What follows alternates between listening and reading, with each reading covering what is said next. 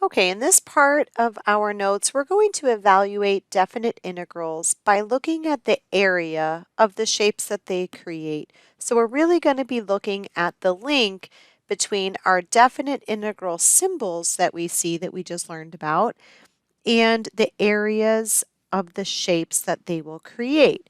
So for example, if I gave you the equation y equals the square root of this 9 minus x squared, we should know what shape that creates. And if you don't, there's nothing wrong with putting it in your graphing calculator or in Desmos.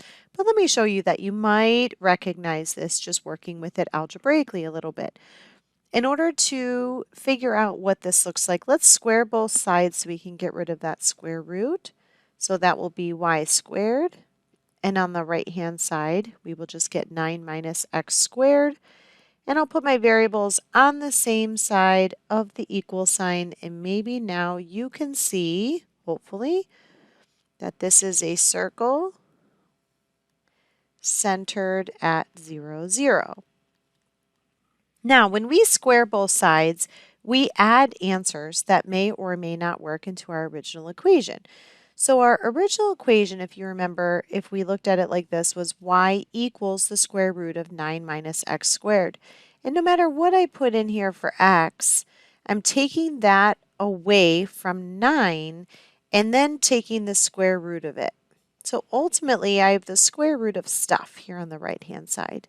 And what I know is that that will always be positive. My output will always be positive. So this is not just a circle with center 0, 0. This one is actually a semicircle with center 0, 0. If you went backwards and you had started with x squared plus y squared equals 9, and then you work your way up, and maybe you subtract x squared from both sides and then take the square root, you technically get plus or minus here on the right-hand side. And I don't have plus or minus, I only have the positive square root. So I'll see a semicircle, center 0, 0, and a radius of 3. And that's exactly what I see if I draw it. Here's my x-axis and my y-axis. And it is a semicircle with center 0, 0, radius 3. So it looks something like so. So if I graph it, I'll be able to see that as well. And what I know then is that my area from -3 to 3, again, those are my bounds, so that's where I was looking conveniently anyway. So my area of my semicircle will be 1/2 of the area of a circle, which would be 1/2 pi r squared. So I'll fill in my radius. My radius is 3, so 3 squared is 9. So my area is 9/2 pi. And so 9/2 pi would be the value of this definite integral. So let's take a look at another one, this time looking at an absolute value graph. So maybe you take a minute and see if you remember what the absolute value of x minus 2. So if I gave you y equals absolute value of x minus 2, could you graph it? So take a minute, pause the video, see if you can graph it. Well, hopefully you came up with my vertex is at x equals 2, and it looks something like so. Okay, now let's figure out at our endpoints, -1 and 4 for x, those are my inputs, right? We're integrating with respect to x. So if I put in x equals -1, I get absolute value of -1 minus 2, or absolute value of -3. So at x equals -1, I'm at -1 comma 3. And at x equals 4, my other endpoint here, I'm at y equals 2. So I'm going to label that 4, 2. Okay, so how am I going to find the area under this curve? So between these lines here and the x-axis from x equals -1 to x equals 4. Well, I hope that you can see that I have this right triangle here on the left and this right triangle here on the right. And so I'm just going to use the sum of those two right triangle areas is going to give me the total area under my curve. So if you look, you've got this yellow highlighted triangle right there. So that's going to be 1/2 base times height. And then I also have this area from x equals 2 to x equals 4, the green right triangle, which will also be 1/2 base times height. And I'm going to treat each one separately. So if we first look at this right triangle here, we're going from x equals -1 to x equals 2. So that has a base of 3 units. And then the height, well, we said that above the x-axis, this is the point -1, 3, so the height of that is also 3. So this area is 9/2.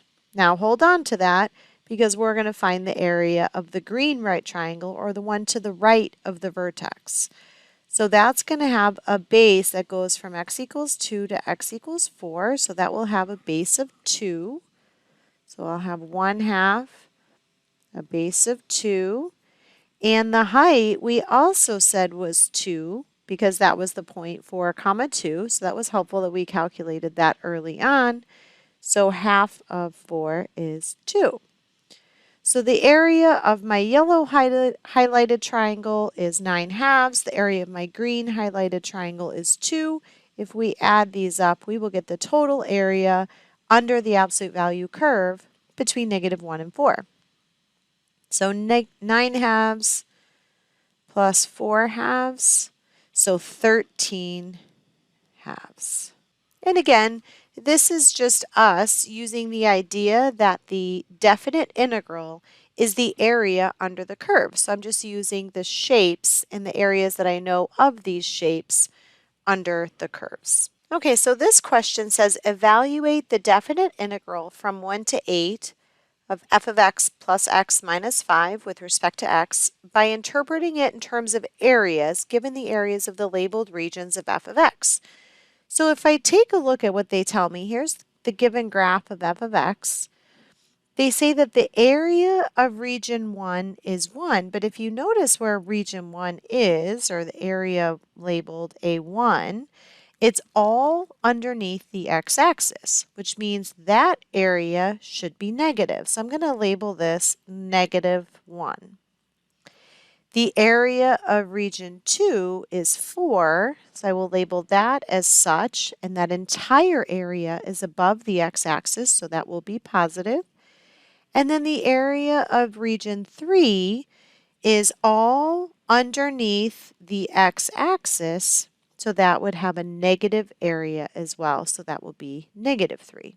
And then I'm going to rewrite my given definite integral so it's a little bit more workable here. We're going from x equals 1 to x equals 8 under the curve f of x with respect to x, and we're going to add that to antiderivative from 1 to 8, bounds don't change, of the rest of my integrand, or x minus 5 with respect to x. So I'm splitting up this integral so I can use the areas that I know. Well, this first antiderivative here is asking me to use the curve that we are given and use those shapes. Well, the area from x equals 1 to x equals 8, here's x equals 1. And here is x equals 8. So you're adding these two areas together. So it would be 4, the area of region 2, plus the -3, which is the area of region 3. So that first green highlighted integrand there, or evaluating that antiderivative, would be a 1. And then if I look, I don't have a graph yet for x minus 5, so I can't really do it using geometrical shapes yet. So I'm going to go ahead and graph that. So that is a line with a slope of 1 and a y-intercept of -5. And if I look from x equals 1 to x equals 8, let me zoom in on this picture just a little bit.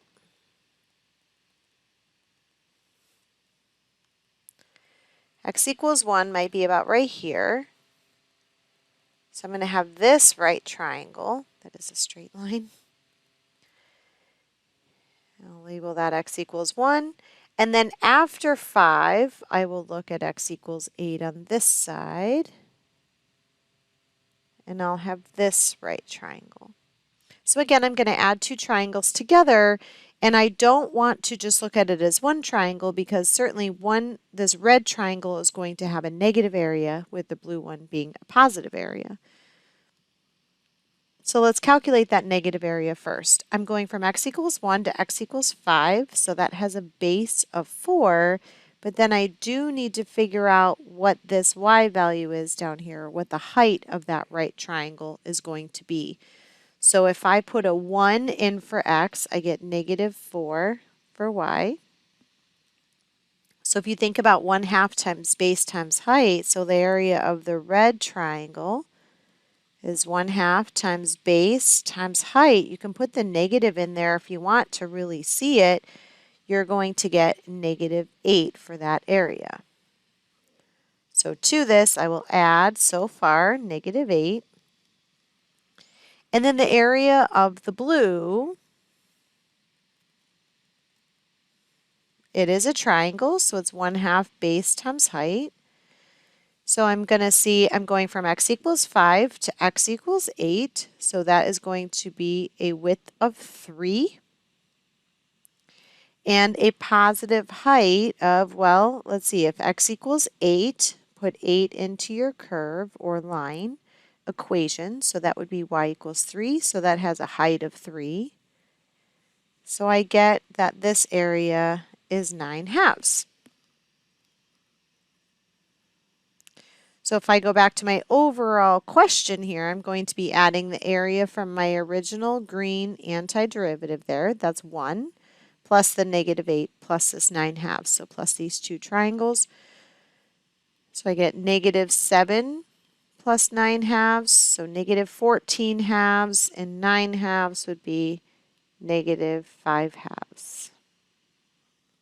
So that's the total area of this definite integral that was given.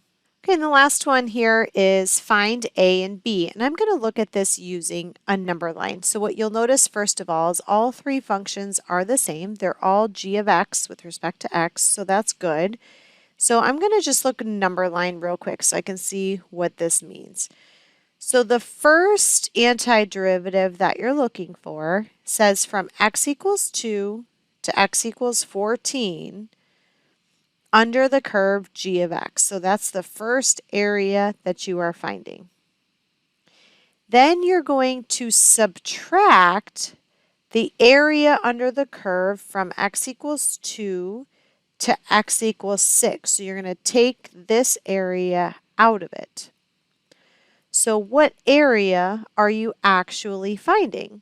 Well, if you were finding the area from 2 to 14 under that curve, and you subtract this area from 2 to 6, you're left over from 6 to 14. And so A, my lower bound, would be 6, and B, my upper bound, would be 14. So I highly recommend just putting those on a number line so you can see what two areas you might be adding together or what two areas you might be subtracting to see what you get left over. I hope you found this part helpful. Thanks for watching.